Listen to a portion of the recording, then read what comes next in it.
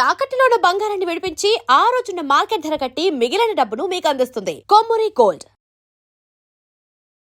నమస్కారం ముల్లపూడి గారు. నమస్కారం ముఖేష్ అంబానీ గారు. ముఖ్యంగా ఆగస్టు 12వ తేదీన సూర్యగ్రహణం ఉంది అని చెప్పి చెప్తా ఉన్నారు.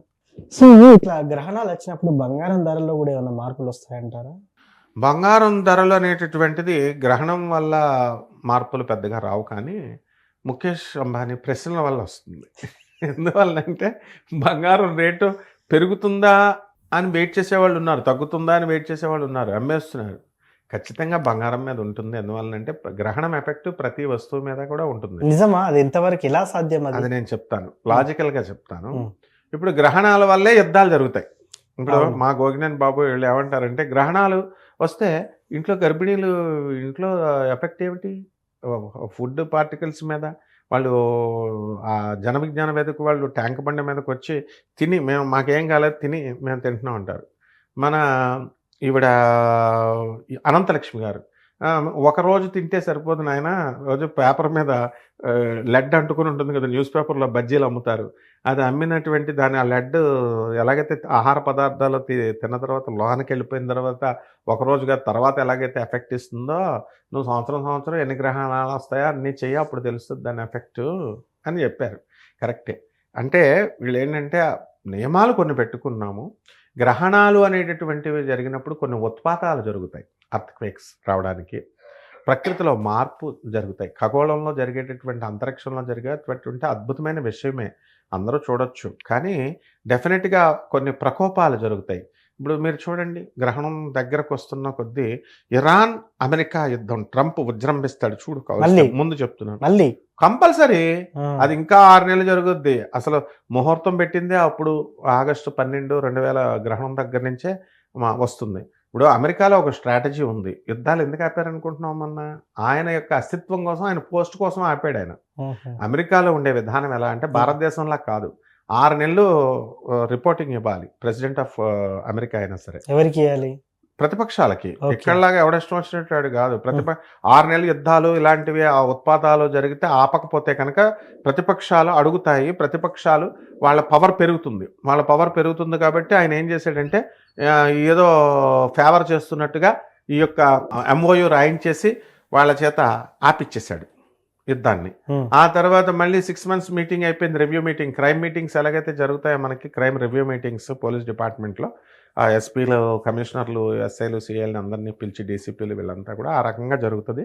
ఆ తర్వాత మళ్ళీ 6 months తర్వాత మళ్ళీ యుద్ధం స్టార్ట్ అనమాట అప్పుడు. అందువల్ల ఎట్టి పరిస్థితుల్లో నేను ఛాలెంజ్ చేసి చెప్తున్నాను, ఈ సూర్యగ్రహణం తర్వాత అమెరికా డైరెక్ట్ అటాక్ చేస్తుంది ఇరాన్ మీద. ఇరాన్, ఇజ్రాయెల్, అమెరికా ట్రయాంగిల్ యుద్ధం. గెలిచేది ఎప్పటికీ అమెరికానే ఉంటుంది. ఆర్థిక మూలాల మీద కొట్టడానికే.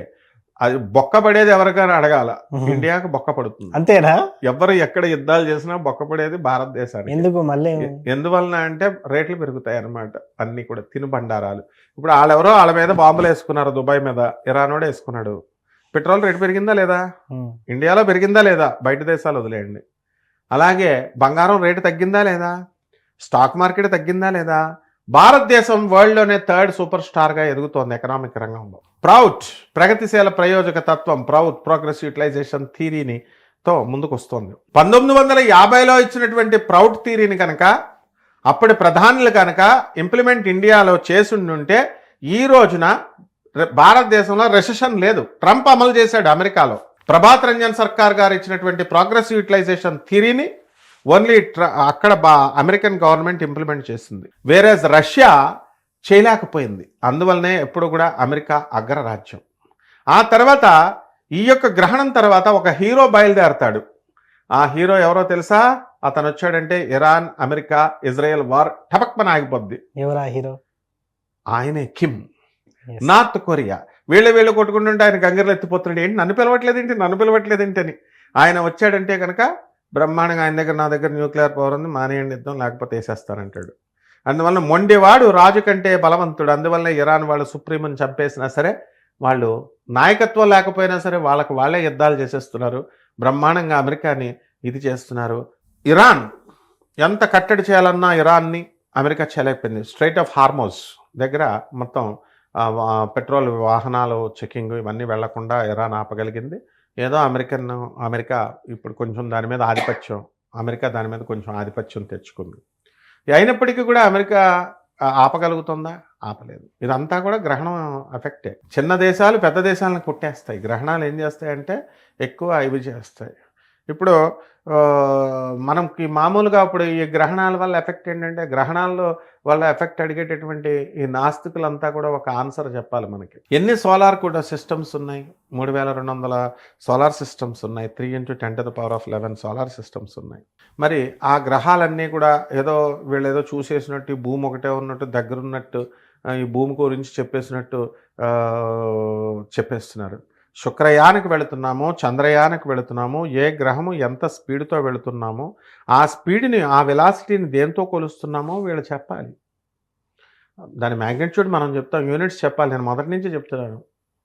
అందువల్ల ఆ నాసా లైవ్ రిపోర్ట్స్, ఆ నాసా వాళ్ళ ఆ ప్లాట్ఫారం మీద చేసేటటువంటి ఉద్యోగం చేసే వాళ్ళు మాత్రమే చెప్తారు. మామూలు సాఫ్ట్వేర్ ఇంజనీర్లు, మామూలు వాళ్ళకి తెలియదు కదా. మరి వీళ్ళు ఏమీ లేకుండా అసలు డైనోసార్ని చూసామా? ఇప్పుడు ఉన్నటువంటి జంతుజాలాన్ని చూసామా? 84 లక్షల జీవరాశులు ఉన్నాయి. పాములను, అన్ని రకాల పాములను చూసామా? ఏమీ లేకుండా కేవలం తుష్కమైనటువంటి వాదనతో నాస్తికులు ఏం కాదు గ్రహణం అని వాళ్ళు అంటారు. వీళ్ళేమో రెచ్చిపోయి ఈ నియమాలు చేసేలా, ఈ హోమాలు చేసేలా అని వీళ్ళు చెప్తారు. అందువల్ల ఇద్దరు కలిసి దేశాన్ని భ్రష్టు పట్టించేస్తున్నారు. నాస్తికులు భ్రష్టు పట్టించేస్తున్నారు. ఈ యొక్క పంతులు గారులు అవనండి, జ్యోతిష్కులు అవనండి, అక్కడెక్కడో జరిగితే మరి రేషనల్గా చెప్పాలి కదా. రేషనల్గా, హేతుబద్ధంగా, లాజికల్గా చెప్పాలి. లాజికల్ కన్సిస్టెన్సీ, సైంటిఫిక్ అప్రోచ్తో చెప్పాలి. గ్రహాలు వచ్చేస్తే మీద పడిపోతాయి, చచ్చిపోతారు, లేకపోతే ఏవో జరిగిపోతాయి అంటే ఖగోళ శాస్త్రంలో సముద్రాలు పొంగుతాయి, జలప్రళయాలు రావడానికి అవకాశాలు ఉంటాయి. భూమి పోల్స్ దగ్గర అంతా కూడా మారినాయి. నార్త్ పోల్ దగ్గర అంతా కూడా మారినాయి. భూమి పోల్స్ దగ్గర ఉండాల్సిన బ్యాలెన్స్ కొంచెం తప్పింది. హిమాలయ పర్వతాల్లో ఉన్నటువంటి మంచు కరిగిపోతోంది. ఇవి చెప్పాలి నాసా చెప్పేవి. అవి చెప్పకుండా గోళ్ళు గిల్లుకోకూడదు, ఇంట్లో ఆ గర్భిణి అటు ఇటు నడవకూడదు, అసలు చూసేస్తే మహాప్రమాదం, ఈ రాశి వాళ్ళ చచ్చిపోతారు, ఈ రాశి వాళ్ళ కడుపులో వచ్చేసి, what is all this non sense. అందుకే పాపం జన విజ్ఞానం మీదకి వాళ్ళు వీళ్ళని కరెక్ట్ చేయడానికి వాళ్ళ అవసరం, వాళ్ళని ప్రశ్నించడానికి జ్యోతిష్కులు కూడా అవసరం. ఎగ్జాగరేషన్స్ చేయకూడదు అనవసరంగా. కాబట్టి మొత్తం మీద ఈ రాశి ఎఫెక్ట్, ఈ గ్రహణం ఎఫెక్ట్ ఉంటుందండి భారతదేశం మీద. సో మొత్తానికి ఒక గ్రహణం కారణంగా రాసుల వారికి ఎలా ఉండబోతుంది, నిజంగానే రేట్లు పెరుగుతాయి అంటే పెరుగుతాయి. నిజంగా గ్రహణం అనేది అంతటి మార్పు తీసుకొస్తుందని చెప్పారు. థ్యాంక్ యూ గురుగారు. ధన్యవాదాలండి.